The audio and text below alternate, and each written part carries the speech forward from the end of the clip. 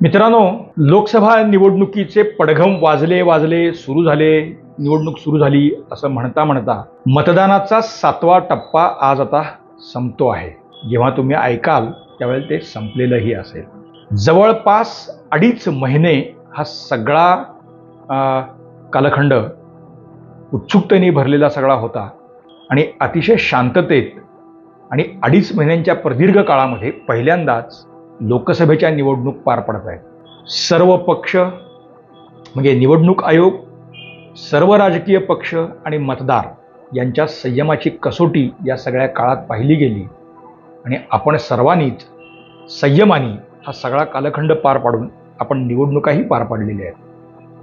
म्हणून या सर्व घटकांचं तुमचं आमचं अभिनंदन करणं आवश्यक आहे आणि एका अर्थाने भारतीय लोकशाही किती खंबीर आणि दृढ आहे हे यातून आपण जगाला दाखवून दिले. म्हणूनही हे सर्वच घटक अभिनंदनास पात्र आहेत.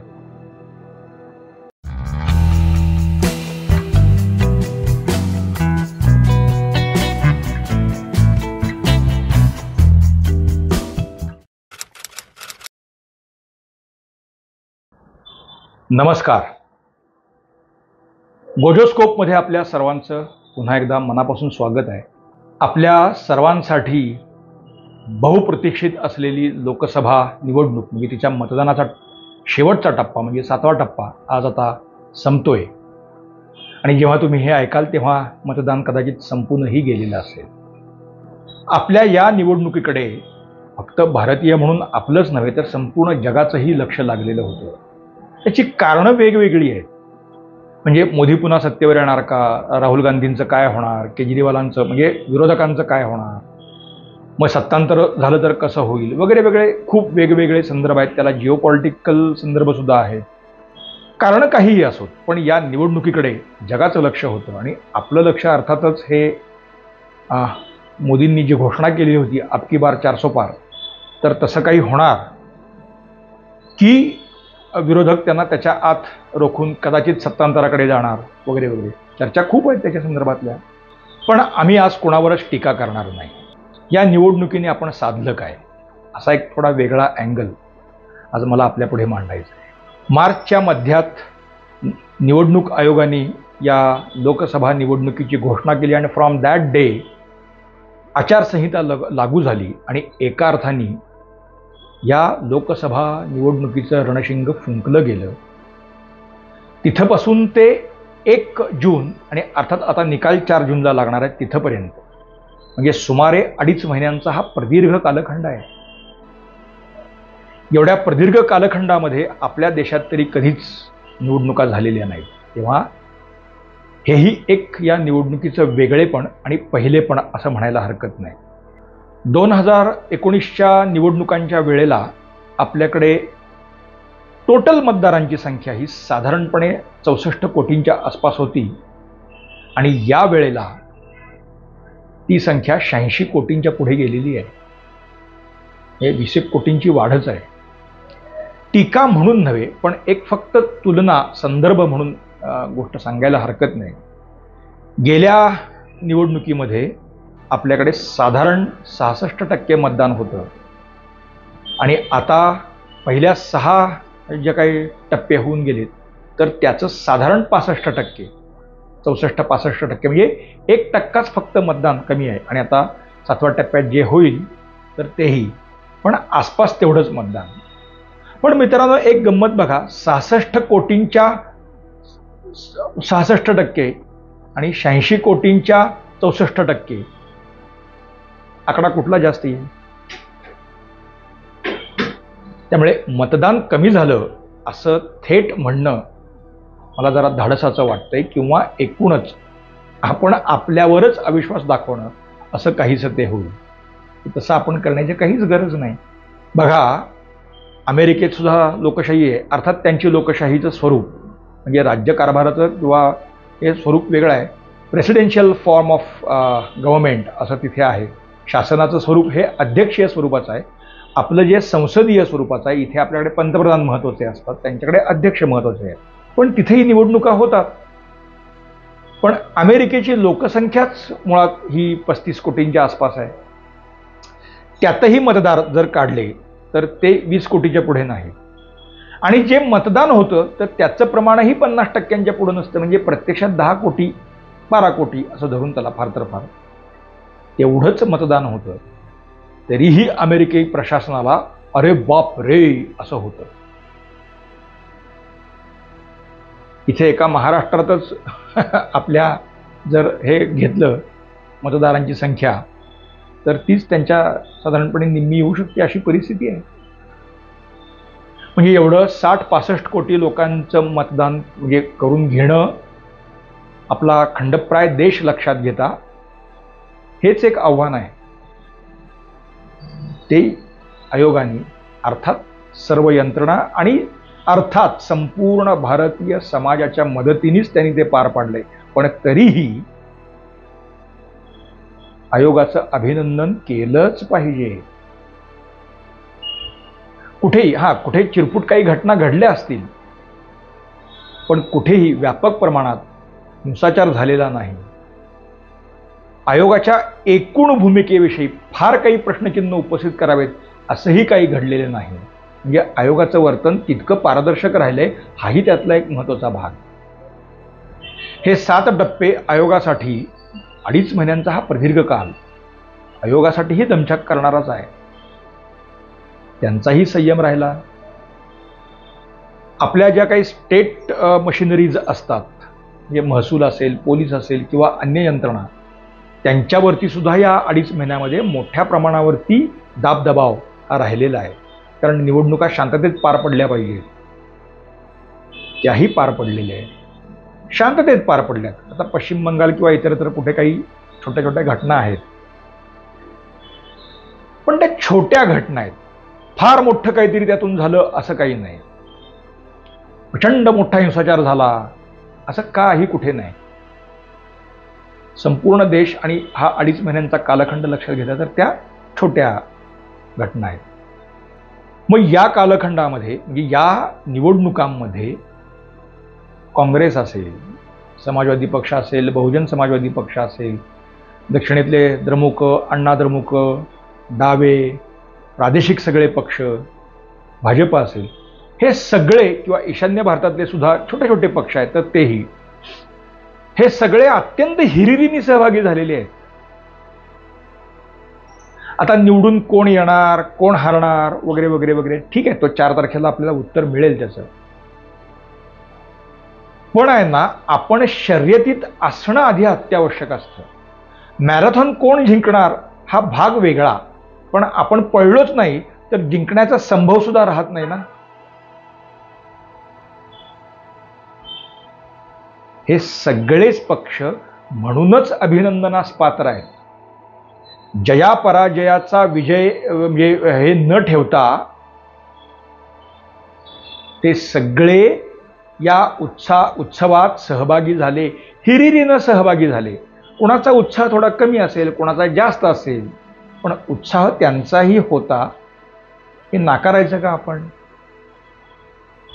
त्यामुळे या सगळ्या पॉलिटिकल सिस्टीमचं सुद्धा अभिनंदन आपण करावंच लागेल. कारण त्यांचाच तर उत्सव आहे आणि त्यातलेच कुणी घटक नसतील त्या उत्सवाला उणेपणा राहिला असता, पण असा राहिलेला नाही. सर्व पक्ष छोटे मोठे देशपातळीवरचे सगळे, त्यांची सगळी यंत्रणा या सगळ्यात उत्साहाने सहभागी झाली. त्यामुळे तेही अभिनंदनास पात्र आहे. मग तिसरा घटक आपण मतदार. साधारण देशव्यापी आपण जर ॲव्हरेज काढायचं ठरवलं तर ते 64% आहे. फार कमी म्हणता येणार नाही. या 2 महिन्यामध्ये अर्थात आपल्याकडे जे काही उन्हाळा असतो दमछाक त्यांनी होतेच. आणि ज्याला आपण लू म्हणतो तर असं या मेच्या शेवटच्या आठवड्यात तर ते अगदीच असह्य स्वरूपाचं ऊन, उकाडा, उष्मा, काही ठिकाणी दमटपणा, सर्व म्हणजे मतदार असेल किंवा यंत्रणा असेल सर्वांवरतीच त्याचंही एक दडपण होतच ना. पण या सगळ्याला overcome to surpass all this ते मतदारांनी केलं आणि यंत्रणांनीही केलं. अनेक ठिकाणी बंगालमध्ये तर अर्थात दरवर्षी मोठ्या प्रमाणावरती तिथे होतच, पण याही वर्षी आधी कडक उन्हाळा, लू आणि नंतर रमलसारखं एक वादळ, असं सगळं होऊनही बंगालातल्या मतदारांचा मतदानाबाबतचा उत्साह कमी झाला नाही. तो आपण नाकारायचा का? आता आमच्या कोल्हापूर जिल्ह्यात 72% आसपास मतदान झालं, तर तिथेही तसंच दरवर्षी होतंच, म्हणजे दरवेळेला होतंच, तर तिथेही तसंच आहे. अनेक ठिकाणी मतदानाची टक्केवारी ही 60-65% पुढे राहिलेली आहे. म्हणजे देशाच्या बहुसंख्य भागातल्या बहुसंख्य मतदारांनी उत्साहाने या सगळ्या मतप्रक्रियेत भाग घेतला. म्हणून आपण सगळे मतदारही त्यासाठी अभिनंदनास पात्रच ठरतो. मग आपण एरवी लोकशाहीचा उत्सव म्हणायचा तरी कशाला? तो उत्साह अशा चिडचिड्या अशा उन्हाळ्यात सुद्धा आपण कायम ठेवला, म्हणूनही आपण अभिनंदनास पात्रच ठरतो ना. मग यात मी सहज बघत होतो की पंतप्रधानांचं अर्थात या सगळ्यातला उत्साह म्हणजे 263च्या वर त्यांच्या काय सभा झालेल्या आहेत सबंध देशभरामध्ये. या 2 महिन्यांच्या कालखंडामध्ये जवळपास 250 सभा, जवळपास 85 रोड शोज एवढ्या चिडचिड्या उन्हात किंवा ह्याच्यातही त्यांनी घेतलेले आहेत. 50च्या वर मुलाखती त्यांनी दिलेल्या आहेत. अशाच काँग्रेसच्या पण सभा झालेल्या आहेत. अर्थात एवढ्या मोठ्या प्रमाणावरती काही राहुल गांधींची सभा झालेली नाही, त्या 50च्या पुढे त्याची संख्या नाही. त्यांच्या भगिनी प्रियांका वड्रा यांच्यासुद्धा 50च्या आसपासच झालेल्या आहेत, पण त्यांच्या सभा झाल्या, त्यालाही लोकांचा प्रतिसाद मिळालेलाच आहे. आपण एरवी म्हणतो हो काय गर्दी झाली म्हणजे ते काय मतात रूपांतर होत नाही, पण ती गर्दी झाली ना. उत्तर भारतात असेल, बिहारमध्ये असेल किंवा अगदी दक्षिणेतही काही ठिकाणी त्यांच्या सभा झाल्या, त्याला सुद्धा लोकांचा प्रतिसाद चांगलाच मिळालेला होता. अखिलेश यादवनी घेतलेल्या सभांची सुद्धा संख्या ही 50च्या आसपास आहे, त्यांनाही चांगला प्रतिसाद मिळालेला आहे.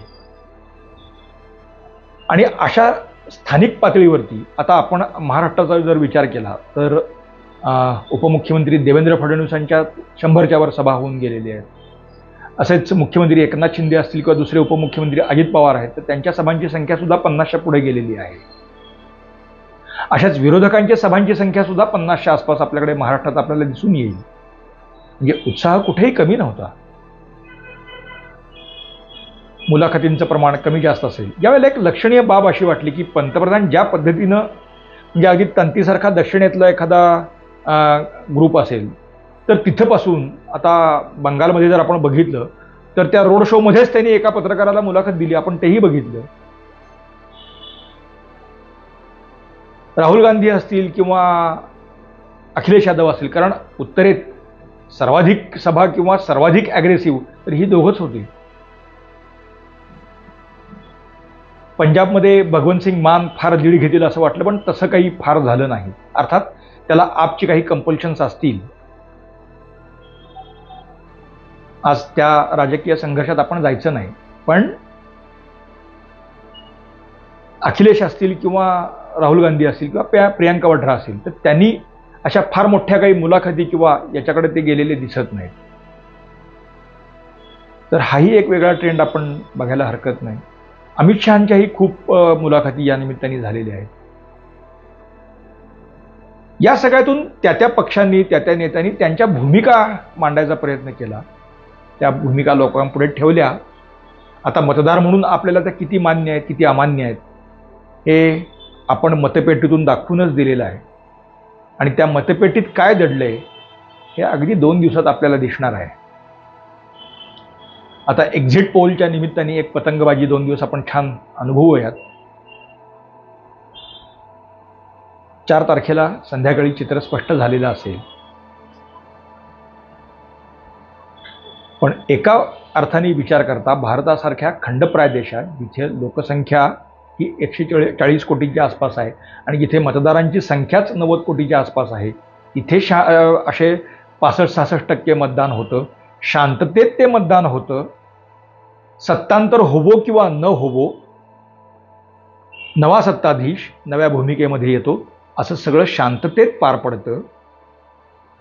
हे चित्र फक्त आपल्या देशातच दिसतं. अर्थात युरोपातल्या अनेक देशांमध्ये सुद्धा ते आपल्याला बघायला मिळतं नाही असं नाही, पण अख्ख्या युरोपची लोकसंख्या सुद्धा आपल्या मतदारसंख्ये एवढी भरत नाही, हेही एक वास्तव आहेच. म्हणूनच हा जगन्नाथाचा रथ आहे. गेले 2.5 महिने तो ओढला जातोय. निवडणूक आयोग असो, सर्व शासकीय यंत्रणा असोत, सर्व राजकीय पक्ष आणि अर्थात आपण मतदार, हा रथ आपण ओढत होतो. म्हणूनच भारतीय लोकशाहीचा विजय असो हे आपण ठामपणे सांगू शकतो. मित्रांनो, आमचा आजचा विषय आपल्याला कसा वाटला आवर्जून सांगा. तुमच्या सूचनांचं स्वागत आहे. लाईक करा, शेअर करा, सबस्क्राईब करा गोजोस्कोप. धन्यवाद.